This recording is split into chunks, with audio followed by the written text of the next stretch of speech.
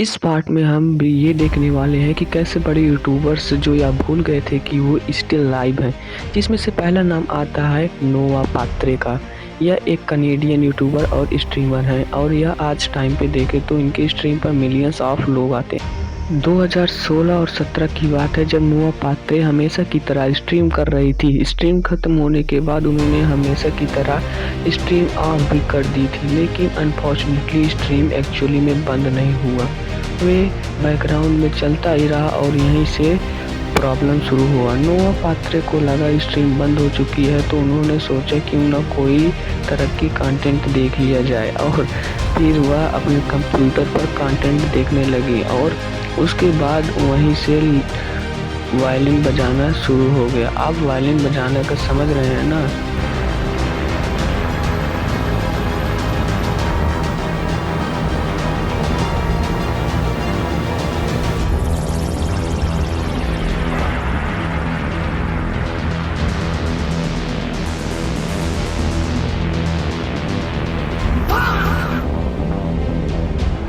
लेकिन जब तक नोवा पात्रे को रियलाइज होता कि स्ट्रीम अभी भी लाइव है तब तक काफ़ी देर हो चुकी थी, क्योंकि उस इंसिडेंट्स के बाद उन्हें लाइव स्ट्रीम से बैन कर दिया गया। अगले यूट्यूबर है सोरेन बर्ग। यह एक most famous leagues of legend का प्लेयर है और यह वेल नोन अमेरिकन यूट्यूबर और स्ट्रीमर भी हैं जो अपने प्रो लेवल गेम प्ले के लिए जाने जाते हैं। फिर एक दिन जब वो हमेशा की तरह लाइव स्ट्रीम कर रहा था तभी अचानक एक एक्सीडेंट मोमेंट होता है। दरअसल उसकी मॉम को शायद पता नहीं होता कि सोरेनबर्ग अभी भी लाइव है, जो वह सडनली रूप में एंट्री कर लेते हैं और वह भी बिग फिट में। और उसके बाद जो हुआ वो काफ़ी ज़्यादा ऑकवर्ड था, पर तब तक काफ़ी देर हो चुकी थी। लोग बोलने लगे भाई या उसकी मॉम लग ही नहीं रही है, इतनी यंग कैसे। और फिर लोगों के थ्योरीज आने लगे, शायद वह उसकी गर्लफ्रेंड थी या सोरेनबर्ग ऑडियंस से झूठ बोल रहा था।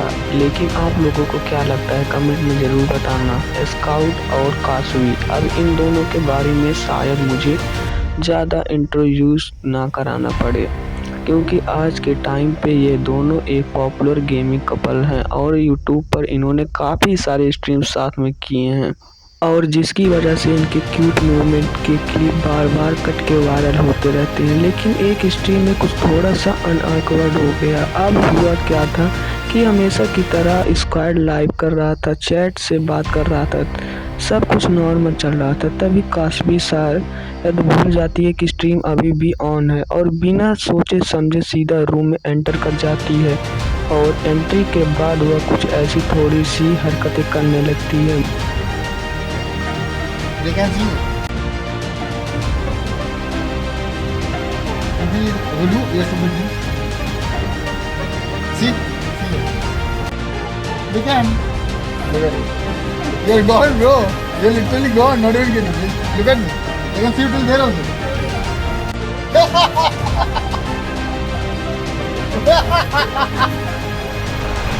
चैट, जो यूट्यूब पर ओ माय गॉड चैट नाम से चैनल चलाते हैं, यह एक पॉपुलर यूट्यूबर होने के साथ साथ एक स्ट्रीमर भी है जहां वह मेनली गेमिंग स्ट्रीम करता है। लेकिन एक बार उसके साथ कुछ ऐसा हुआ जो काफ़ी अनऑकवर्ड था।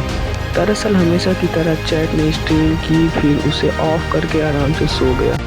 अब सब नॉर्मल लग रहा था, लेकिन फिर आधी रात को उसकी कैट उसकी स्ट्रीम सेटअप पर चढ़ जाती है और उससे गलती से कीबोर्ड का शॉर्टकट प्रेस हो जाता है और यह क्लिक स्ट्रीम दोबारा ऑन हो जाता है। लेकिन चैट को बिल्कुल भी नहीं पता था कि स्ट्रीम ऑन हो गया है। लगभग 10 मिनट चला, फिर अचानक उसने एक फ्रेंड का कॉल आता है और वह बोल रहे कि भाई अभी भी स्ट्रीम तेरा ऑन है। तब जाकर चैट को पता चलता है कि स्ट्रीम अभी भी ऑन है। कृतिका, जो कृतिका प्ले नाम से यूट्यूब चैनल चलाती हैं, यह एक well known famous PUBG streamer है। लगभग 2-3 साल पहले की बात है जब कृतिका कैजुअली सिगरेट स्मोक कर रही थी होती हैं, लेकिन उन्हें बिल्कुल भी अंदाज़ा नहीं होता है कि स्ट्रीम अभी भी लाइव है और स्ट्रीम में ये सब कैप्चर हो रहा था। बस यहीं से उनकी ट्रोलिंग बढ़ जाती है, क्योंकि अगर यही इंसिडेंस किसी मेल यूट्यूबर के साथ होता तो सारे लोग इतना सीरियसली नहीं लेते।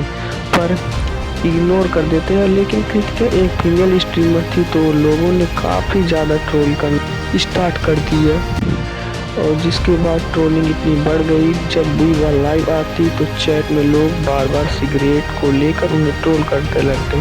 ये तो 2-4 यूट्यूबर थे जो भूल गए थे कि अभी लाइव है, ऐसे अभी बहुत सारे यूट्यूबर पड़े हैं और इसका पार्ट 2 जल्द ही आएगा। तब तक आप वेट करिएगा, तब तक के लिए बाय बाय।